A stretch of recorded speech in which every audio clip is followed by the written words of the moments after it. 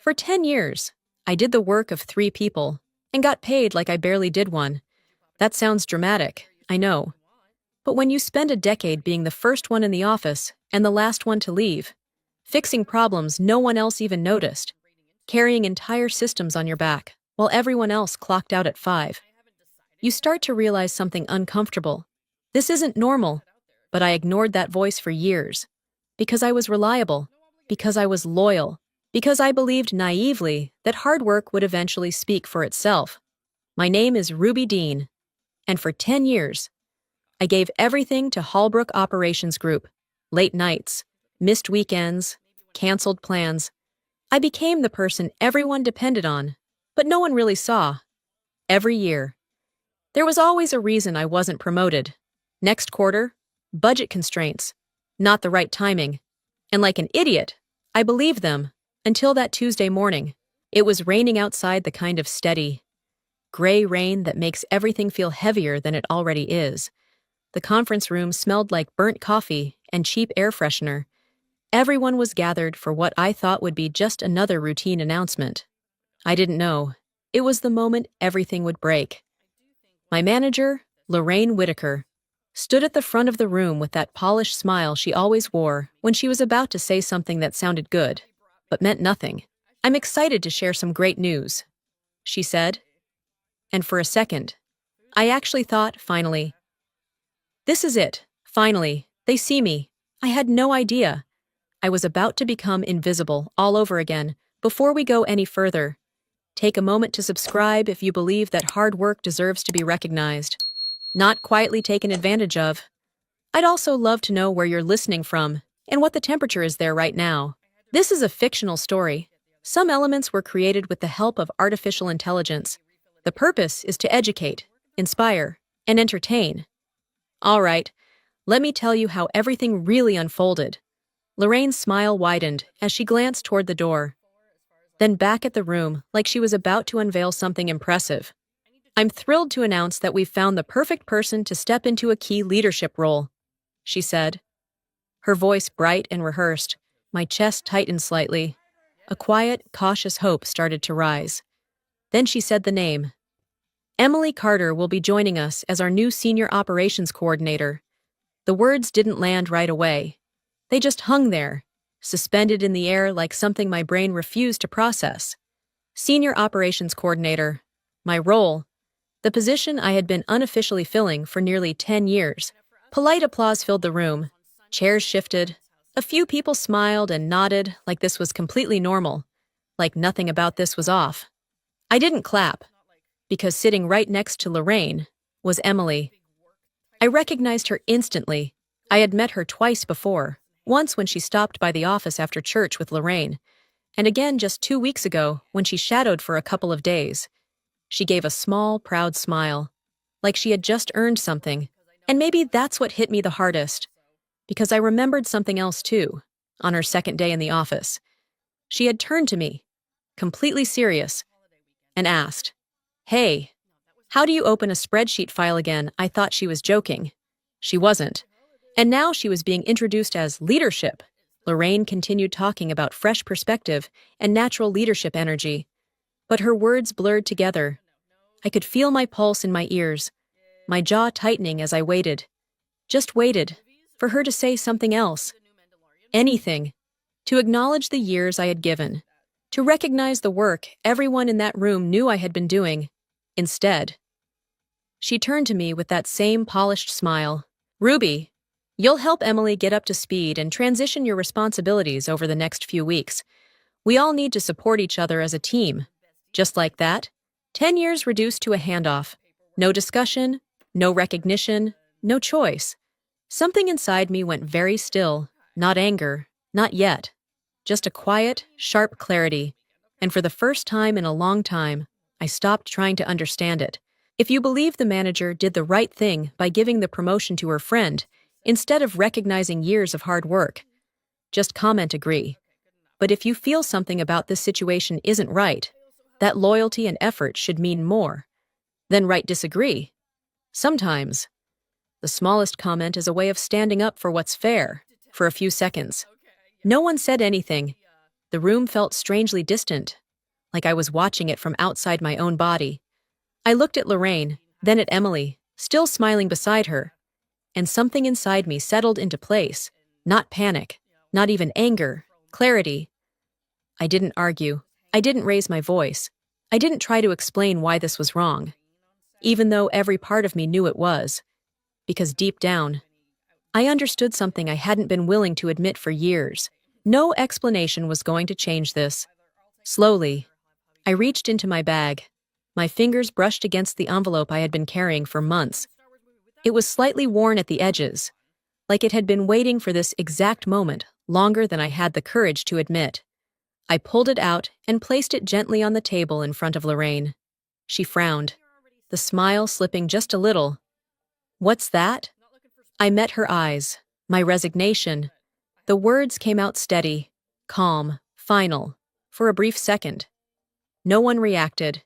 It was like the room needed time to catch up with what I had just said. Then Emily's smile faltered.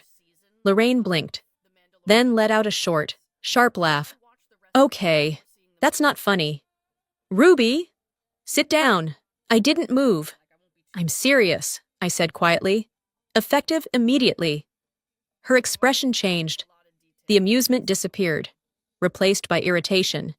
"You can't just resign like this. We're in the middle of a transition." I let out a slow breath. "I've been doing the work of 3 people for 10 years. I replied. "I'm not training a 4th. A heavy silence dropped over the room. I could feel everyone watching, but for the first time, it didn't matter. Lorraine's voice hardened. "You don't get to decide when you leave." I picked up my bag. "Actually," I said, standing up, "I do." And just like that, after 10 years of staying, I finally chose to walk away. The moment I turned toward the door, everything behind me shifted. "Ruby! Wait!" Lorraine's voice cracked. Just slightly. Not the polished, controlled tone she always used. Something sharper, something urgent. I paused, but I didn't turn around yet. "You're not thinking clearly," she continued. "Faster now. Sit down. We can talk about this." Talk. For 10 years. There had been nothing to talk about. I slowly faced her again. The room felt tighter, heavier, like everyone was holding their breath. Her expression had changed completely. The confidence was gone, replaced by something closer to panic. "Just stay until the end of the quarter," she said, lowering her voice. "We'll revisit your compensation. I can push for a raise, maybe even a title adjustment." I almost smiled. Now she wanted to negotiate. "I've already given you 10 years. I said quietly. "I'm not giving you another few months." Her jaw tightened. The softness disappeared as quickly as it came. "You're making a mistake," she snapped. "Do you have any idea how this will look, walking out like this?" I didn't answer. Because for the first time, I didn't care how it looked. I turned back toward the door again, and that's when her voice cut through the room. Louder, sharper. "If you leave right now, I will make sure no company hires you again." That made me stop, not out of fear. Not this time. I turned slowly, meeting her eyes, for the first time in years. She didn't seem powerful. She seemed small. A faint smile touched my lips. Not out of kindness, but certainty. "Good luck with that," I said. Then I walked out, behind me. I could hear her calling my name, louder now, almost desperate, but the sound faded with every step I took, and when the elevator doors finally closed, a strange, unfamiliar feeling settled in my chest. For the first time in 10 years, I was in control. When the elevator reached the ground floor, I expected to feel something powerful, relief, freedom, maybe even satisfaction. Instead, I felt nothing, just a strange, hollow quiet. The lobby looked exactly the same as it always did. People walking in and out, phones in hand, conversations blending into background noise. The world hadn't changed, but I had. I stepped outside, and the rain had slowed to a light drizzle. The air felt cooler, sharper against my skin. I walked across the parking lot almost on autopilot. my mind finally catching up with what I had just done. What have I done? The question echoed louder with every step. I wasn't reckless. I wasn't impulsive. I was the dependable one. The person who stayed when things got hard. The one who fixed problems instead of walking away from them. And yet, I had just walked away from everything. I sat in my car, hands resting on the steering wheel, staring through the windshield without really seeing anything. For 10 years. That building had been my routine, my identity, my stability. Now it was just a place behind me. My phone started buzzing. Once, twice, then nonstop. Calls, messages, notifications stacking one after another. I didn't need to check to know who it was. I turned the phone face down on the passenger seat. I couldn't deal with it. Not yet. The drive home felt longer than usual. Even though nothing had changed, every familiar street suddenly felt unfamiliar, like I was moving through a version of my life that no longer fit. When I finally stepped into my apartment, the silence hit me harder than anything Lorraine had said. No emails waiting, no deadlines, no pressure hanging over me. Just quiet. I dropped my bag by the door and sat down on the couch, staring at the blank wall in front of me. For the first time in years, there was nothing I had to do, and that terrified me. The silence didn't last long. About an hour later, the doorbell rang. I wasn't expecting anyone. And for a second, I just sat there, staring at the door like it might disappear if I ignored it. But it rang again, more insistent this time. When I opened it, I saw Natalie. She stood there with a paper bag in one hand and 2 cups of coffee in the other, her expression soft but knowing. I figured you'd either be crying, overthinking, or pretending you're fine, she said gently. So I came prepared for all 3. I let out a small laugh, the first real sound I'd made since getting home, and stepped aside to let her in. We sat at the kitchen counter, eating in silence for a few minutes. The normalcy of it felt strange, almost unreal. Then she looked at me. You really did it, she said. I did. She nodded slowly, then took a breath. There's something you need to know. Something in her tone made me straighten. Lorraine never planned to promote you, she said quietly. The words landed heavier than anything that had happened that morning.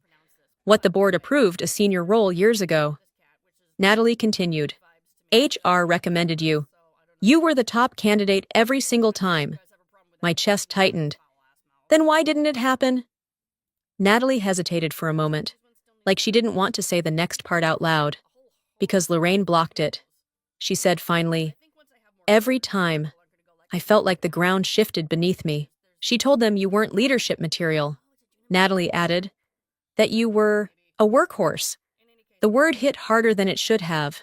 Not valued, not respected, just useful. For 10 years. I thought I was building something.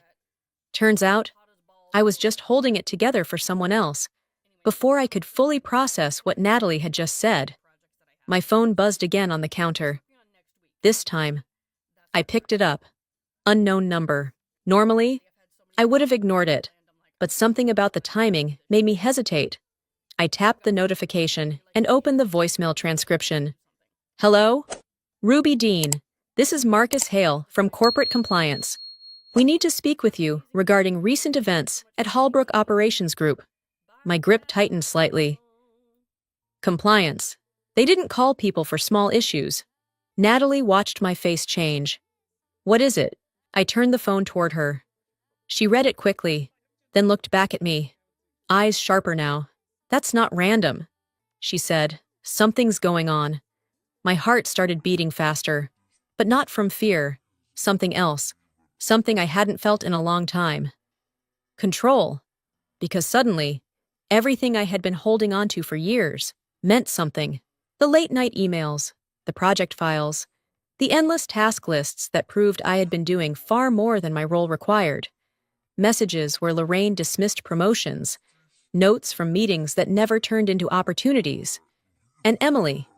Questions so basic they should have disqualified her immediately. I had all of it. Proof that this wasn't just unfair. It was deliberate. I sat back slowly, exhaling as the realization settled in. Quitting hadn't erased my position. It had exposed it. They want your side of the story, Natalie said quietly. I nodded. For 10 years. No one had asked. For 10 years. I had stayed silent, thinking it was the safer choice. My phone buzzed again in my hand, this time. I didn't hesitate, because maybe walking away wasn't the end of something. Maybe it was the first move. I didn't call back right away, not because I was unsure, but because I needed to steady myself. 10 years of silence doesn't disappear in a single moment. It lingers. It hesitates. It questions whether speaking up will actually change anything. 2 hours later, I finally made the call. The line connected almost instantly. Ruby Dean. The voice was calm, professional. Yes, this is Marcus Hale from Corporate Compliance. Thank you for returning my call. Before we begin, I want to inform you that this conversation will be documented and that you are protected under internal whistleblower policy. Protected. That word felt unfamiliar. I understand. I said, "We've received multiple reports concerning your former manager," he continued. Favoritism, irregular hiring practices, and potential misuse of internal authority. We'd like to hear your experience. For a moment, I just sat there, holding the phone. Then, for the first time in 10 years, I told the truth, not emotionally, not angrily, just clearly. I explained how my workload increased year after year without recognition, how promotions were discussed but never delivered, how I became essential to operations, yet invisible in every decision that mattered. Marcus didn't interrupt. He didn't dismiss anything. He just listened. Really listened. Then he asked, regarding the recent hire, how qualified was she for the position she was given? I let out a quiet breath. She asked me how to open a spreadsheet. I said. There was a brief pause on the line. I see, he replied, his tone sharpening slightly. And you were asked to train her? Yes. Another pause. Longer this time. Do you have documentation to support what you've described? I looked at my laptop sitting on the table. Emails, files, records of everything. I have more than enough, I said. For the first time, I wasn't the one being questioned. I was the one holding the answers. 2 days passed in silence. No calls from Lorraine, no messages from HR, no pressure, no threats, nothing, and somehow, that silence felt louder than anything she had said before. On the third morning, my phone rang. This time, the caller ID wasn't hidden. Halbrook Operations Group, board office. My stomach tightened as I answered. Hello? Ruby Dean. This is Eleanor Price calling on behalf of the board of directors. We'd like to request your presence this afternoon regarding the ongoing compliance investigation. The board, not management, not HR. The people at the very top. Yes, I said quietly. I'll be there. At 2:45 p.m. I walked back into the building I had left behind. But it didn't feel the same. I didn't feel small anymore. A security officer escorted me upstairs without a word. When I stepped into the conference room, everything was already in place. Several board members sat around the table.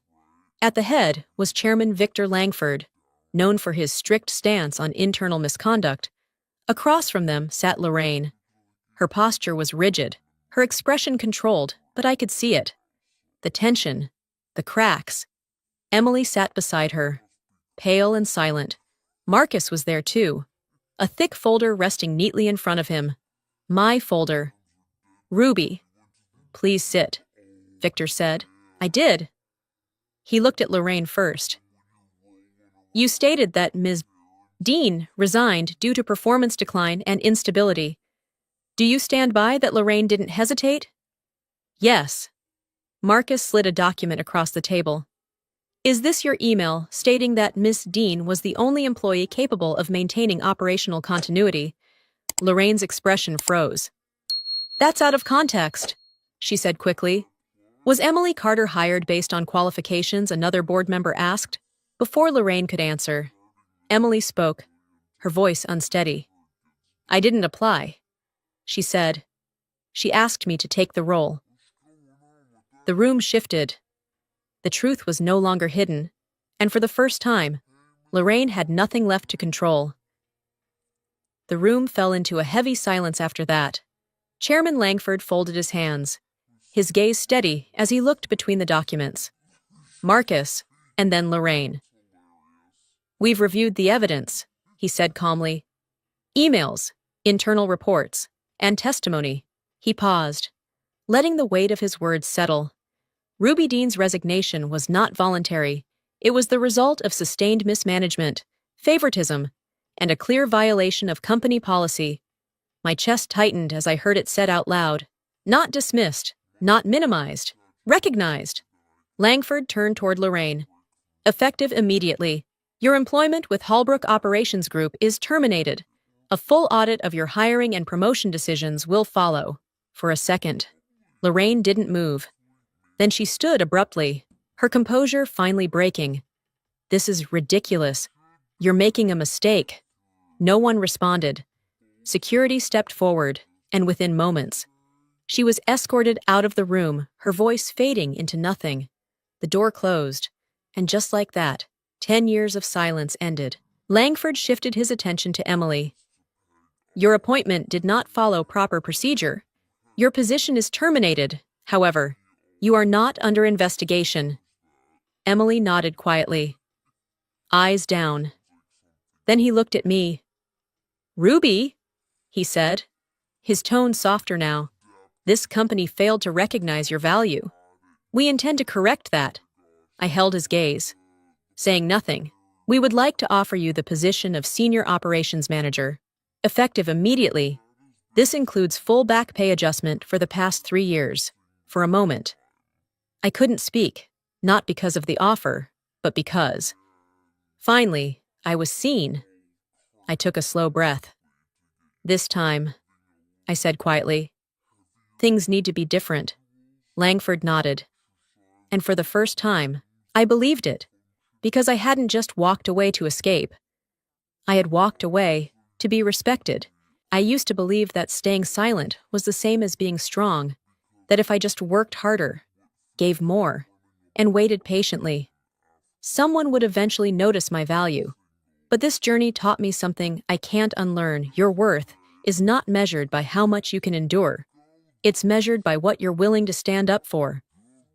The moment I said enough, everything changed, not just around me, but inside me. If this story made you pause, reflect, or even see your own situation a little clearer, then you're already part of something meaningful. By subscribing, liking, or sharing this video, you're not just supporting a channel, you're helping someone else out there feel seen, feel understood, and maybe even find the courage to choose themselves too.